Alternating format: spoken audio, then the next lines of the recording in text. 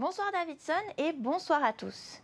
Ce soir dans la Tech Zone, la Polynésie s'intéresse aux intelligences artificielles. Nous en parlions il y a peu, un chercheur du Fénois, Léopold Temoana Biardo, a développé une application de traduction. Elle a attiré l'attention des institutions. J'ai donc développé un outil d'intelligence artificielle qui permet de faire de la traduction en temps réel avec un ordinateur, donc, qui permet de passer entre 9 langues polynésiennes, en plus de l'anglais et du français.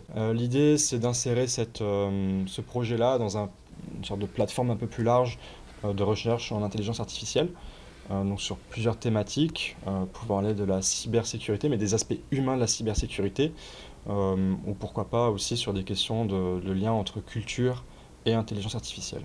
Un centre de recherche associé au laboratoire du CNAM, le Centre national des arts et métiers en Polynésie, va être créé.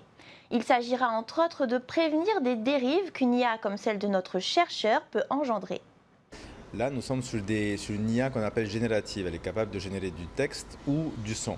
Le son, ça peut être de la voix. Donc on peut imaginer des arnaques au président avec des paroles, la voix en temps réel d'une personnalité connue.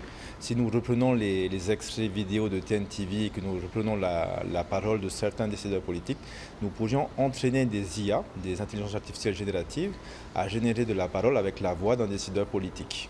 Et au-delà de l'aspect cybersécurité, le but est bien sûr que la Polynésie ne reste pas en retrait du phénomène de développement fulgurant des IA.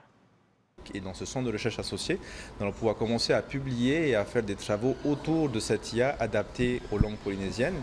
Et l'avantage, ça va être de faire d'une certaine façon la promotion de la Polynésie. Parce qu'on entend tous parler de Bard, de ChatGPT, de Llama, les grands modèles d'IA. Et même si on va être réaliste, on ne va pas se mesurer au plus grand parce que derrière il y a des dizaines de milliards de dollars. Nous savons qu'en Polynésie, pour le bassin océanien, nous pouvons faire des choses très intéressantes et c'est le but de ce centre de recherche. La Polynésie peut, si elle le souhaite, s'insérer dans ce grand mouvement, cette grande révolution de l'intelligence artificielle qui a vraiment pris son essor, je dirais, dans les 6 dernières années avec l'arrivée de nouveaux types d'outils d'intelligence artificielle, notamment les modèles qu'on appelle transformers. Donc 6 ans, finalement, c'est beaucoup dans ce monde-là, mais assez peu. Donc la Polynésie, si elle le souhaite, peut rattraper les géants du secteur et à sa façon donc apporter sa pierre à l'édifice. Plusieurs projets sont en cours. L'IA de Léopold Temoana Biardo doit par exemple servir à traduire le site internet Lexpol qui permet d'accéder aux textes de loi. Pour en savoir plus sur ce sujet, comme d'habitude, je vous donne rendez-vous sur notre site internet d'actualité. Passez de très belles fêtes, on se revoit en janvier. Bonne soirée à tous.